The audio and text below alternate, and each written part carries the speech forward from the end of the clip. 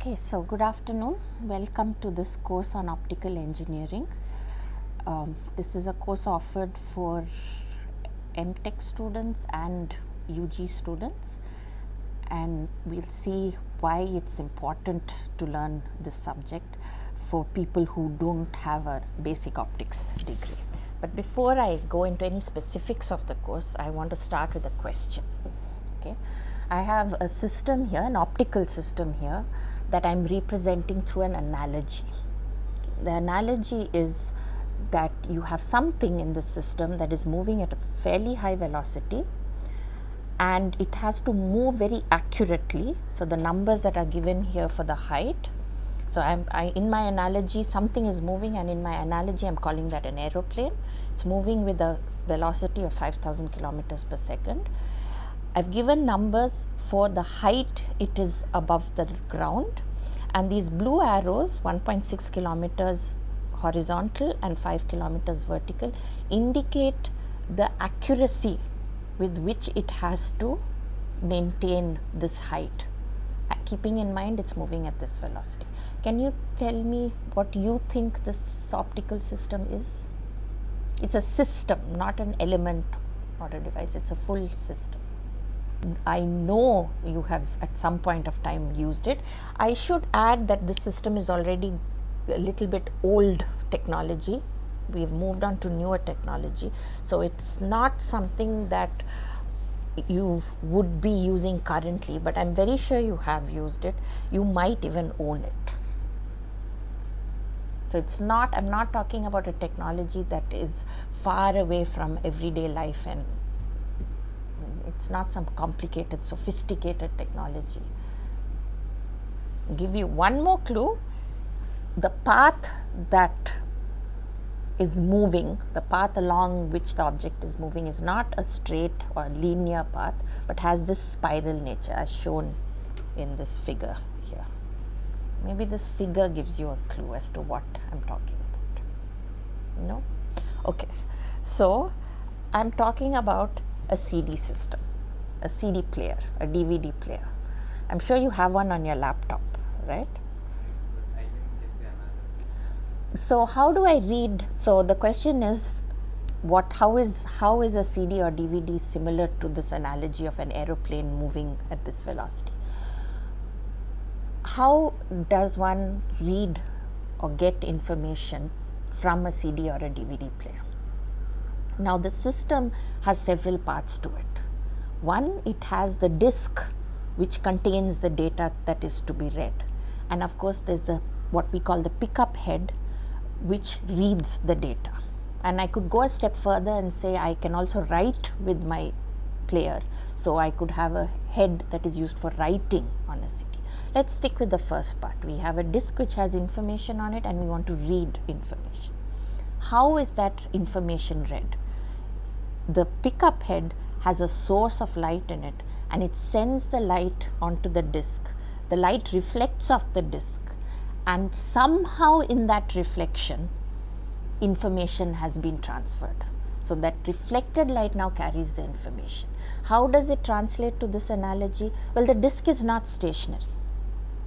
The disk is spinning, and it's moving at a certain velocity. There are tracks. So if you look, so often people get the clue, get the answer by looking at this, because this gives them the idea of a CD. There are tracks, and as you're reading information from one track, the beam of light should not accidentally move on to the next track, because then you'd be getting the wrong information. So the disk is spinning at a certain velocity, and at that velocity, the beam of light has to accurately stay on this track. Now I've been using the word CD or DVD interchangeably over here, but there's a difference between the two of them. What's the obvious difference between a CD and a DVD? So okay, the way in which data is stored is one difference, but if I had to say, the prime difference is the amount of data that is stored, right? A DVD has a lot more information. Now, that might be partly because the coding techniques have evolved, but it is also to do with the optics and the technology, the hardware of the system. So, the tracks in a DVD are spaced much closer. So, the tolerance, the error in how much the beam can move is much tighter. And that's where the analogy comes. If you ramp up these numbers, and here in this second column you have the numbers for the CD. If you ramp up the numbers, you can get to the numbers of the analogy of the plane. So it's moving at a linear velocity of 1.2 meters per second. There's a lens that focuses this beam of light to a spot that is incident on the track that is being read. All this time this disc is spinning, but the spot has to stay correctly on that track. And if there's an error, and there will be some error, that error is of course only given up to the spacing between the tracks. If the focus changes, the focal position changes, the beam is focusing on this layer, but if the focal position changes, you go a little too high or below, then the reflected light doesn't go back with enough power. So again you are going to lose data. So if you ramp up these numbers of the CD, then you get to the analogy of the plane. Okay, and if I actually unspiral a CD, the track of the CD, a CD would have 5 kilometer length of data, and it's much more for the DVD. Okay, so this is how the analogy comes about. Now, many times when I ask this question to students, they don't come up and say the answer is this. And sometimes it's because, as you had mentioned, that maybe the analogy of the plane is not clear. But for many students, they don't think of this as an optical device. So when I say, give me a name of an optical system, you don't think of a CD player as an optical system, right? And this is, I don't know whether I should say unfortunately or not, but this is the role optics plays. It plays a very important role in many, many different systems and devices that we use today, but it is always playing part of the role. It's very rarely that you have a purely optical system in today's world. Now, our world would be completely different today if we took optics out of it, because if I took optics out of it, I would remove the entire fiber optic network, and that would change everything, right? Again, people use the internet. Everyone is on the World Wide Web, but very few people are thinking, because of optics this is possible, right? So this is really one of the reasons why this course is so important, because optics is there everywhere. It's subtly sitting there in many, many devices. Some of them may be purely entertainment, and some people might say unimportant. We can argue about that, but it's there in many, many systems that are very, very important, crucial, life-saving. Okay?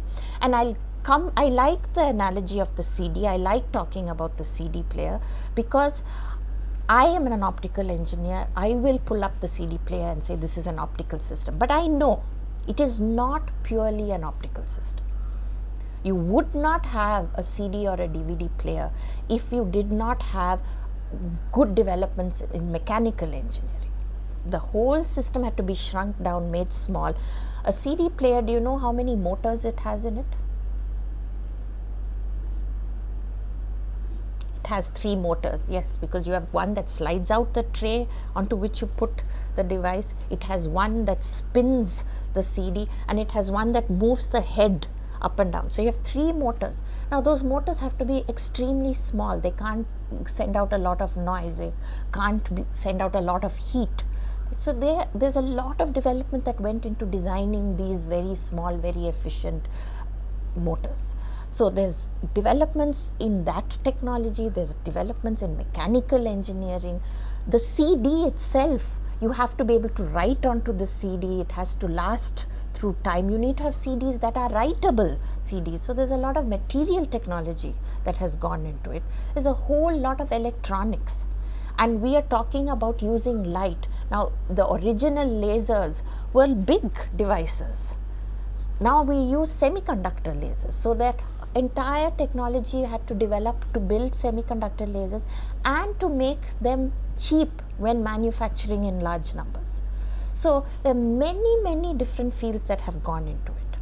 A CD has this ability that if part of the CD is damaged or scratched, it doesn't immediately mean you've lost all your data. So there's a lot of redundancy in the way the data is put there. So there's a lot of work that's gone in the algorithms that convert data into data that's stored on the CD. So all these fields were necessary to make this compact device. Now, while today's world we may not be using CDs or DVDs all that much anymore, a lot of that technology continues in various other optical systems that are relevant today. So it's a very nice system to study from the point of view of an engineer. It doesn't matter whether you're coming from a chemical engineering background, a mechanical engineering background, an electrical engineering background, or you're coming from it as a physicist. Right? So that's why I like that system. But having said that, I can come to a more modern system. This is, however, just an image of the CD player just to make it clear to you. So this is what I was talking about. You have to have a compact light source, the laser diode. You need optics that redirects, maybe reshapes this light, sends it on to the disc which is spinning, and then the reflected light. And later on in this course, you'll see how information is transferred from the disc to the reflected light. It's not just reflection, there's something else that's happening there. And of course, that is detected by a photodetector, and all the processing happens finally on an electrical signal, not an optical signal. Okay? And those arrows just show you the path of light, the onward and then the return path of light. Okay. Now coming to something that is more relevant in today's world, the smartphone. Everybody has a smartphone, if not a couple of smartphones, right? Where's the optics in a smartphone? Camera, okay. In fact, many of the new phones have 2 cameras, 3 cameras, a front camera, 2 reverse cameras. What else? The LCD screen, yes. Oh, you mean, yes, there is a sensor. Well, that might not always be optical. So you're talking about the sensors. When you raise the phone to answer a call, it switches off, deactivates the screen. That need not always be optical. That may not be optical. In fact, it may be a capacitive sensor. That's not typically optical.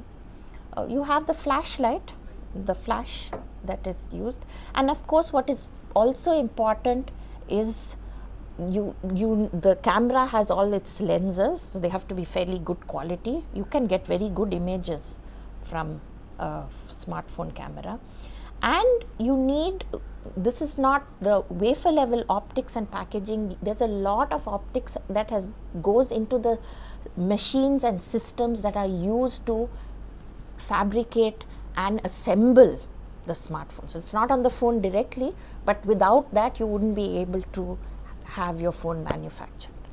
So there's a lot of optics that goes into a smartphone. And again, if you typically ask somebody, is this an optical device? The first answer might be no. I wouldn't think of this as an optical. Think of it, maybe it's a communication device.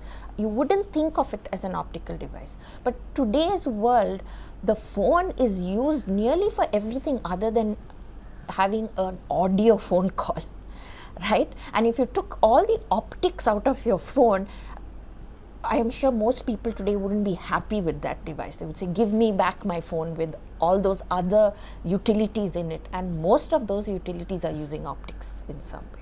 Okay? So I'm giving these 2 examples, the DVD player and the smartphone, just to show you the importance of optics. Now, if you're watching this course or sitting in this class, it means you already had some interest or some idea that there's a need to learn optics. So maybe I don't need to convince you, right? But as we go along in the course, you might ask yourself, what's the need to learn all of this, or what's the need to learn it in this detail? And you can see in the two examples that I've given, if you knew only optics, you wouldn't be able to come up with these systems. In fact, if you knew any one subject alone, no matter how well you knew it, you wouldn't be able to develop these systems. Both these examples are very, very interdisciplinary in nature. And that's where you will find optics. You will find optics in systems and in experiments which are very interdisciplinary in nature. So why do you need to learn optics? You might say, well, I'm an electrical engineer, I'm a mechanical engineer. I'll work with somebody who has this skill. Let that person do the optics, I'll do my bit, and we'll do the work together. How do you communicate with somebody who of a different skill? Learning the content of this course will allow you at least to understand what that person is saying, or for you to communicate your needs in your field, but in a better way. Your expectations will be more realistic because you understand what is possible in optics. So the communication would become better, and hopefully that means the collaboration will become better. Okay? So that's why it's important to learn optics. And what do we do in this course? This course actually has only a few lecture hours a week and a lab associated with it. So we don't have a lot of time to do theory. So we restrict ourselves to some very, very basic theory, which is more than adequate to explain a lot of the systems and to explain a lot of the optics in many, many applications that we use today. We will start with geometric, or it's also known as ray optics. We'll then go to Gaussian beam optics. So Gaussian beam is a kind of beam that typically emerges from a laser, and we'll see how this is different from the concept of geometric optics. We'll move from geometric or ray optics to the wave picture. We know that light can be observed or studied in different ways, thought of as having different behavior. So in the ray picture, we don't consider the wave nature of the light at all. We will move to the wave nature of the light when we study interference and diffraction. And then we'll spend the end of the course looking at different systems. Okay, and I've put down a list here. It's not comprehensive. We may do more than this. We may do some extra things. Okay. In the lab part of the course, we will spend a good part of the course learning an optical design software. It's called Oslo, Optics Software for Layout and Optimization. So you will learn how to design lenses and mirrors to carry out a certain function. We will then do simulations using the software MATLAB or Python for carrying out interference and diffraction experiments, and then we will do some actual hands-on experiments again in interference and diffraction. Okay, so this is the content of the lab. Okay. All the information required for this course will be uploaded in Moodle, so you should be registered on that. I'm running two courses in parallel here, so if you're in the UG course, send me an email and I'll ensure you're registered in the other course, because I'll upload all the information in one course. And we don't have any one book specifically for this course, so as and when necessary I'll upload material. The lecture notes will also be available, but the books that we will be using are optics I will be using as reference primarily the first three books, which are all optics or optical engineering books. The latter two are meant more for reference and just for one or two topics. You're not restricted to using these books. Any basic book on optics will cover a good part of the first part of the course, or any book on lens design. Okay, and as and when required, I will also give you suitable reference material during the course. Okay. The evaluation scheme for this course is we will have one mid-semester exam for 20 marks. there's a lab and there will be assignments, and together that will be 20 marks. We'll have a mini project which I'll talk about in greater detail later on. So that will also be 20 marks, and then an end semester exam for 40 marks. Okay. Already answered this question, why study optics as a separate subject, but I just wanted to show you some more applications. So this slide has some images of various applications. This top picture has an image of a retina taken with an optical tomographic system. So if you go into any fairly big hospital today, at least in a big city or town, they will have what's called an OCT system.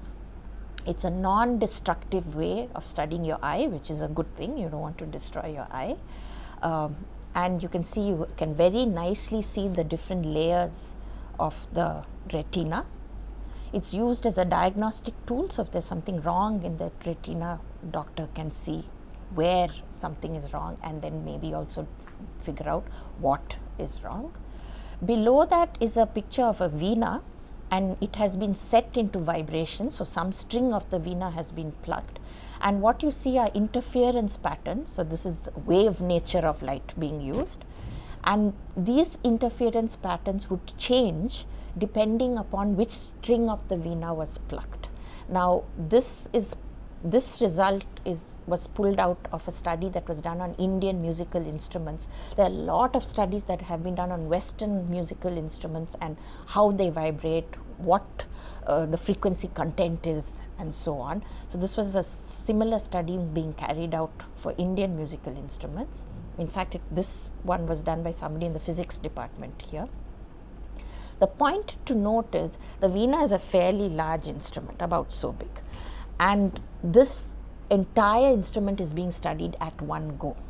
And this technique, this vibration analysis technique, is actually used to study very large surfaces and to get information about these surfaces simultaneously. So a good example is people use it to study an aeroplane wing. Now you know they have to do very rigorous tests on such devices, or I shouldn't call it a device, on such parts of the aeroplane, because you need to continually monitor whether there is any damage.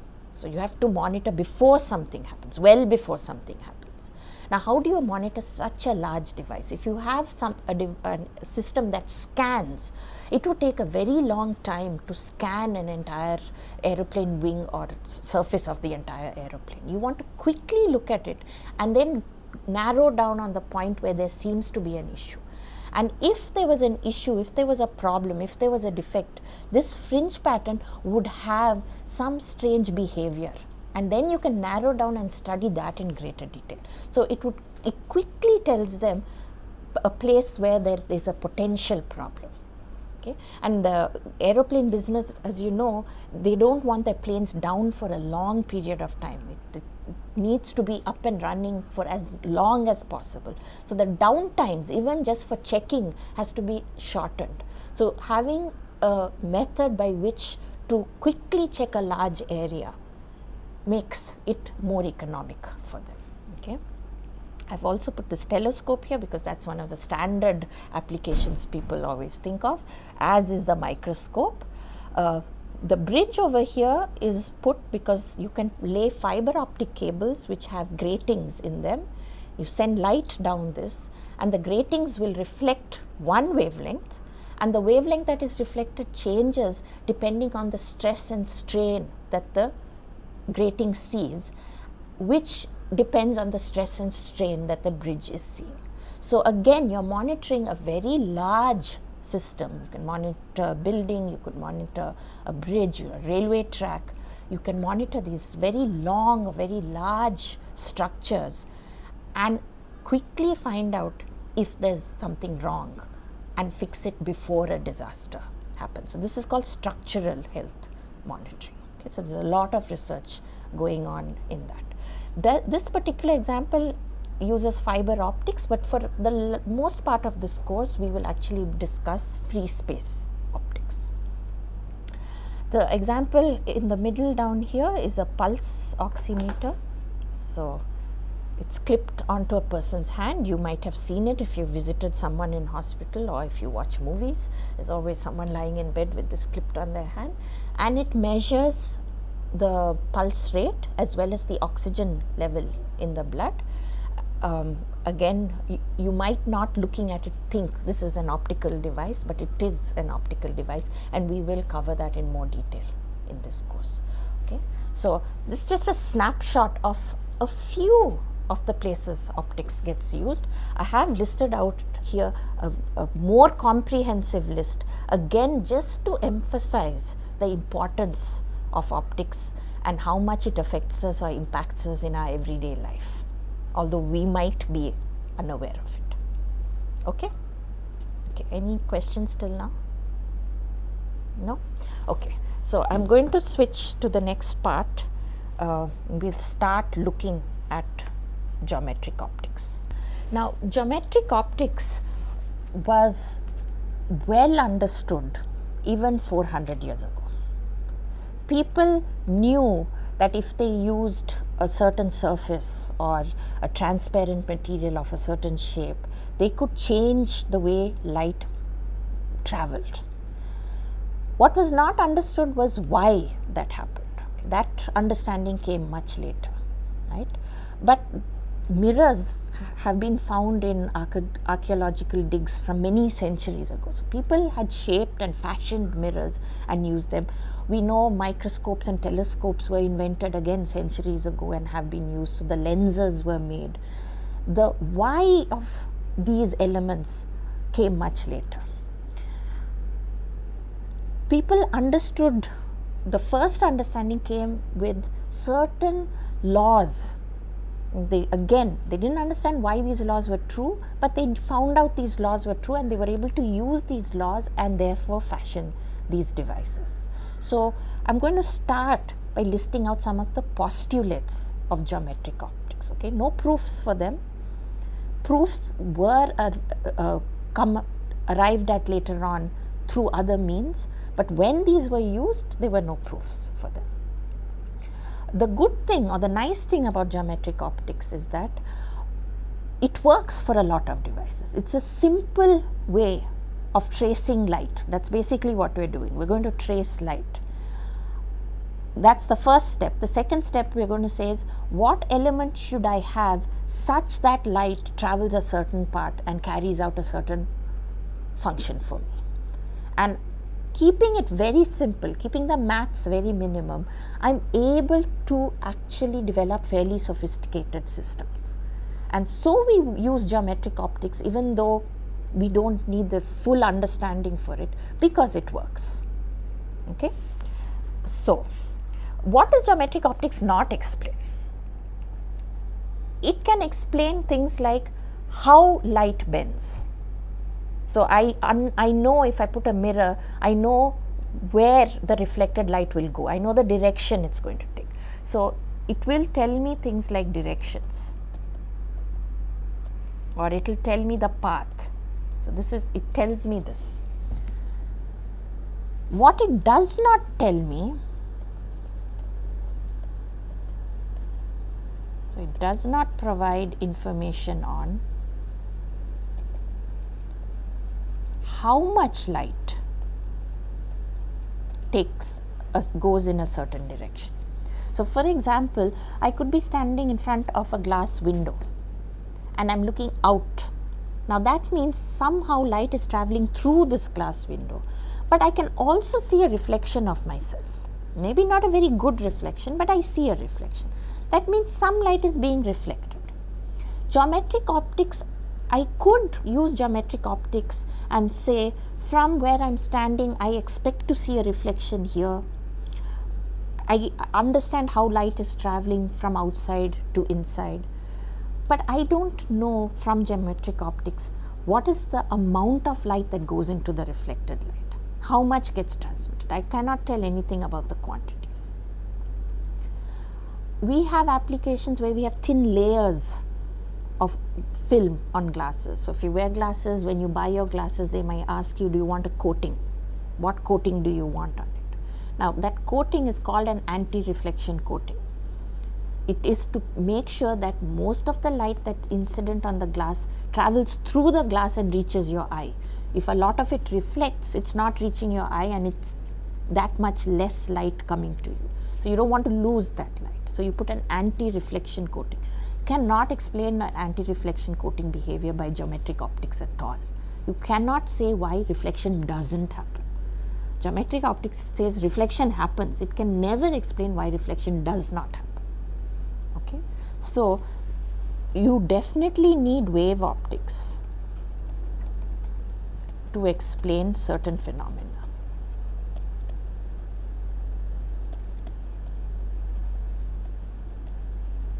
Okay, an example is the anti-reflection coatings. There are many, of course.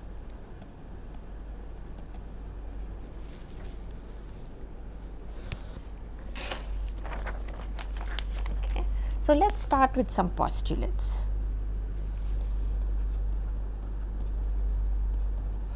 The first postulate is what people observed long ago, is that light travels in straight lines.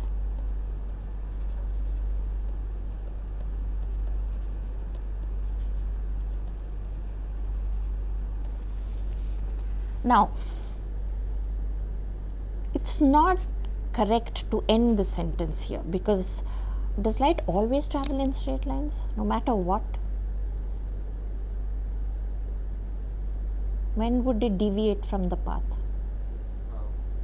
you place a mirror or if you have a different refractive index. So, you say if there's a different refractive index. So, I'll make it more general. I'll say light travels in straight lines in a homogeneous medium, in a medium of constant refractive index. We'll come to the point refractive index. So, light travels in straight lines in a homogeneous medium.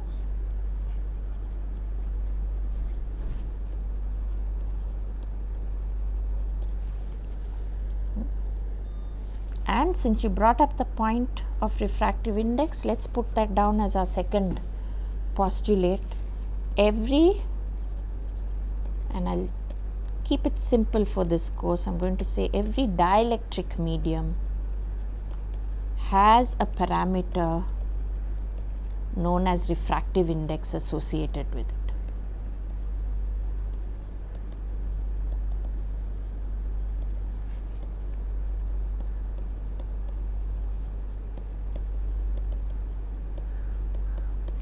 Okay, it's defined, usually it's given the letter n, and it is defined as the velocity of light in free space divided by the velocity of light in that particular medium that it's traveling. The way I've written it here, it means n is a constant in some medium and the light is traveling with velocity v in that medium. But of course, n could also be a function of space. I could have n of x, y, and that means that the refractive index is varying in the medium. Medium is not homogeneous. If I look back at the first postulate, this tells me that if there's an interface, light travels in a straight line in the first medium. So, let's say I have n1 and n2. Light travels in a straight line here, but when it reaches the second medium, something happens. It need not be a straight line anymore. Something happens and it bends. I am drawing some arbitrary direction now, and in that medium it will travel in a straight line again, as long as this has constant refractive index n2. Right? How exactly it bends, we will look at. Okay. Okay. Now, you could also ask, where does this idea of refractive index come from? Okay, and a simple way of looking at it is to think of every medium having atoms and molecules, and you can imagine that, or you can rather think of the electron cloud around these atoms and molecules, right? And you can imagine this cloud is connected through a set of springs. So, why do you have refractive index? Right. Now, when the light is incident on this,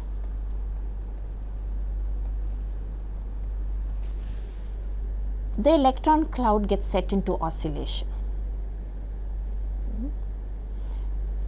The analogy, the reason we put those springs in there is to say it need not get set into oscillation with the same frequency in every direction, which is why you have materials which will have different refractive indices in different directions, right? This sets it into oscillation and then it re-radiates. If there is no absorption, nothing is happening, it just gets re-radiated at the same frequency.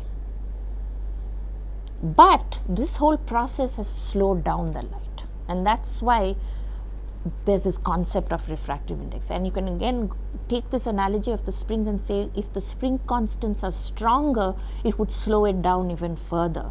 And that's why some materials slow down light more than others, right? In addition, you will have materials where there is some atomic resonance with the frequency that's incident, and it may absorb, and that's what gives us color, because certain wavelengths absorb, and then what remains and comes out combines and gives us a certain color, right? So this very simple picture can be used to help understand a lot of the everyday phenomena that we are seeing. Okay, but that's just a little background as to why refractive index comes. We are not going to go into detail here. We are instead going to use this idea of refractive index and say, when light travels, what is important is optical path length.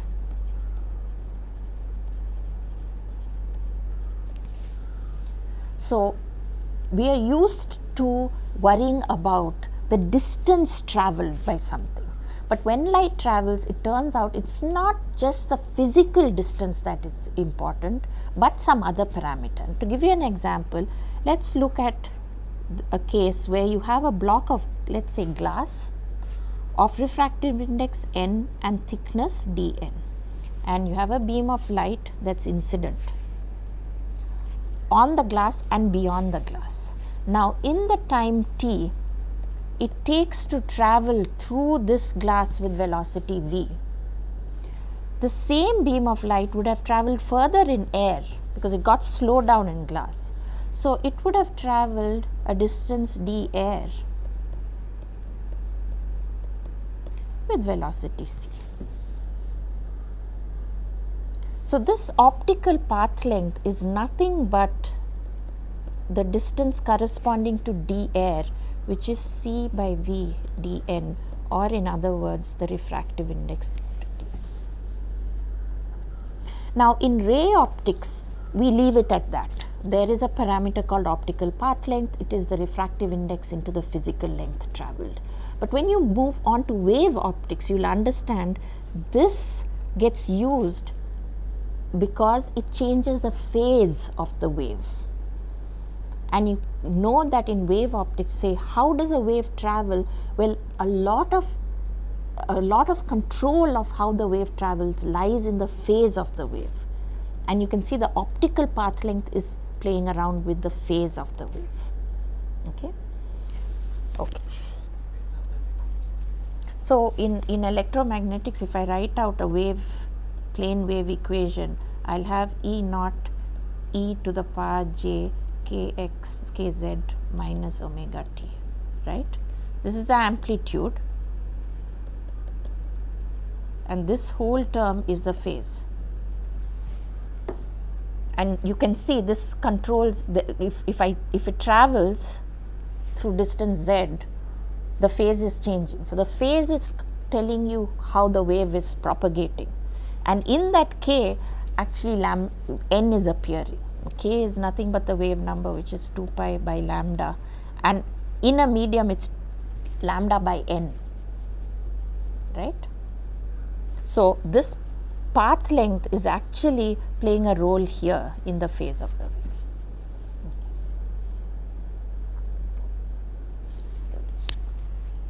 While I said in geometric optics we do not explain how a certain quantity of light is reflected and a certain quantity is refracted, in wave optics I can explain exactly why that happens. So if go to Maxwell's equations and you can take those equations, you can apply boundary conditions, and you can explain why the quantities are there. You can predict, you can calculate exactly how much light is going to get reflected or refracted based on the boundary conditions. So in geometric optics, we just say this is the direction it's going to go. Okay, and you're not going into that depth. Okay.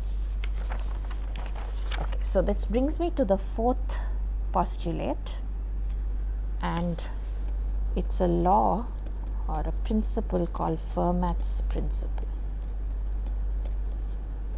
Okay, Fermat's principle states that light travels from one point to another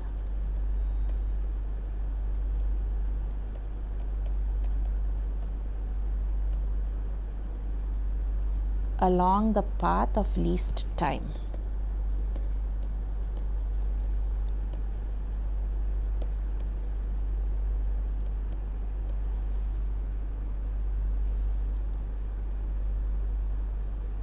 Okay, or you could say, maybe I could also say, therefore, that's the shortest path.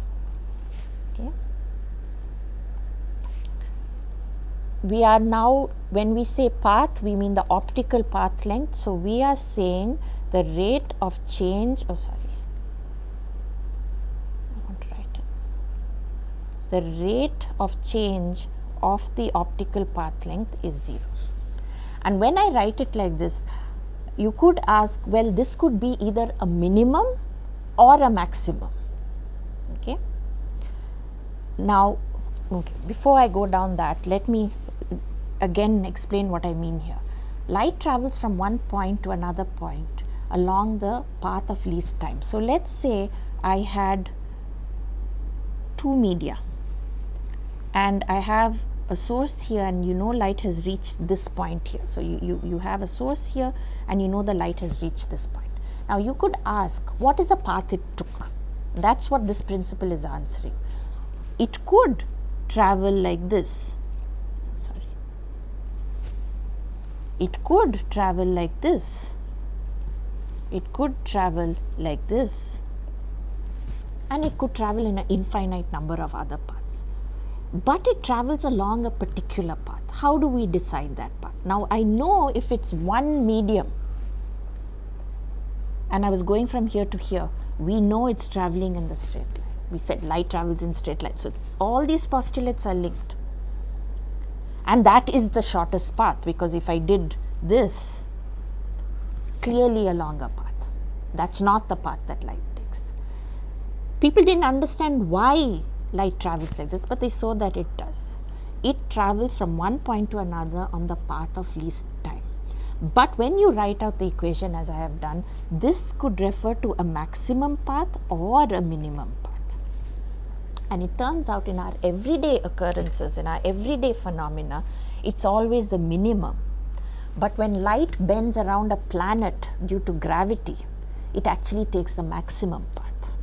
So Fermat's principle is valid even there when light bends due to gravity. Now that's not a phenomena that we are encountering every day, so it's not something that people arrived at naturally. Okay, that realization came much, much later, but it's an interesting point to note that it sometimes does take the maximum path if light is bending due to gravity. Okay. Now, how can I use Fermat's principle? Let's start with a very simple example. Okay. Again, I'll draw what I had drawn over here. Let's have an interface. The moment I say interface, it means that I have one medium here and another medium here. I have a point of light source here, and what I want to do is I'm saying it has traveled like this. So from S it has traveled to P through this point O.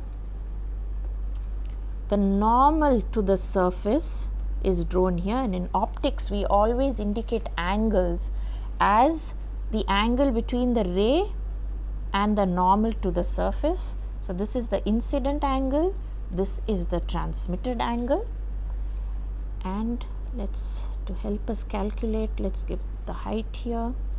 this distance, let's say, is x,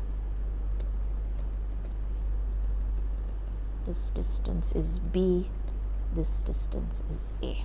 Okay, I think I have all my points. The path length is NISO plus NT OP. I want to use Fermat's principle, so I want to take the path of least time. So I'm going to write out the time. When I write out the time, then I have to take the physical distance into account. So I have SO by VI plus OP by VT. VI and VT are the velocity in those respective media. I want to minimize the time, so I'm going to take dt by, and now I have to decide what variable to minimize it with. We are trying to find out the path it's taking. So if it had traveled through some other path in this figure that I have drawn, right, that variable x would have changed. That x would change. So I'm going to minimize this with respect to x, because if the location of O was different, x would be different, and O would be in a different place if it had taken a different path.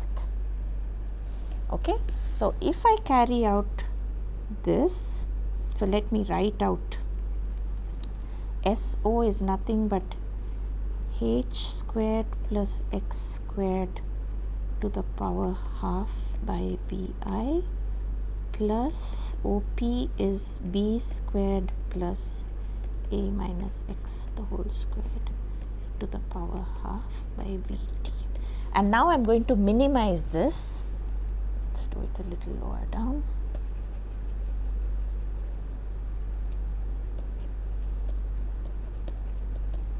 So I carry out this differentiation.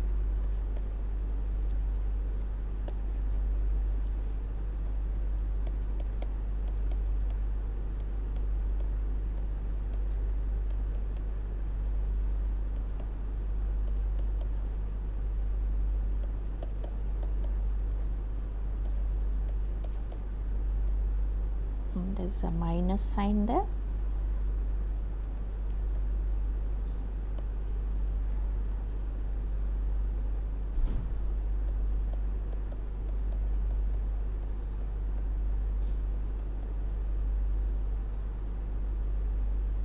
Right? And we want this part to be minimized, so we are setting this equal to 0.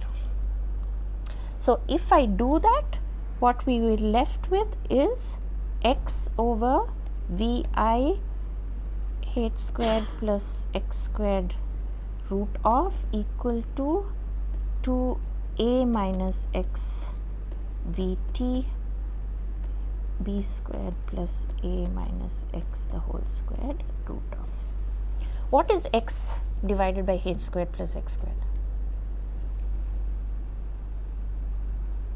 Sorry.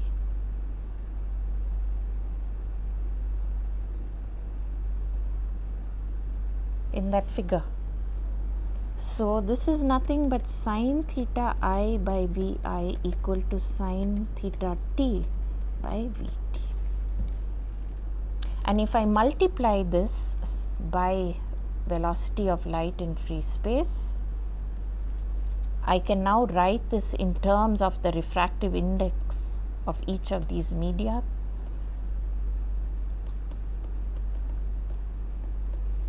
And what have we arrived at? Very, very well known, what you've been doing from school, Snell's law of refraction. Right?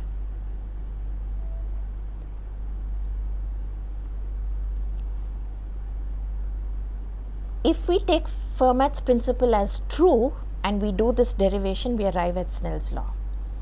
Now you can ask, why is Fermat's principle true? And as I said before, if you go back to Maxwell's equations and boundary conditions, you can prove Snell's law again using those equations and that math, and you'll understand why it's true. So you can consider Fermat's principle as a shortcut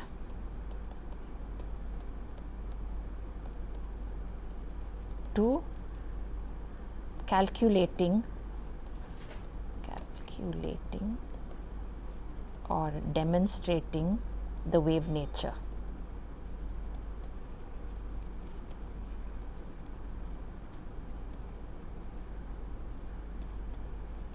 Without having to go through Maxwell's equations, you are able to arrive at something. So it's a shortcut. Okay. You can use Fermat's principle to show the law of reflection, which is theta I is equal to theta r. Okay, we won't do that here, right? And I'll end this now with a nice analogy. So if you think of, so this, and it's an analogy for this law.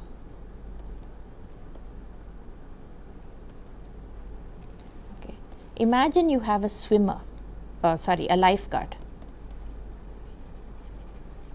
and the lifeguard is on the beach, medium 1, and there's someone drowning over here. Okay, so this is water. Now, of course, the aim of the lifeguard is to reach this person who's drowning as fast as possible. Now, what does the lifeguard do? He has to choose a path. The path involves both running and swimming. Now, the lifeguard may be a faster runner than a swimmer. So, does it make sense to choose the longest path, or this, let me say, rather than this, sorry. Should he choose the longest path running and then swim the shortest path?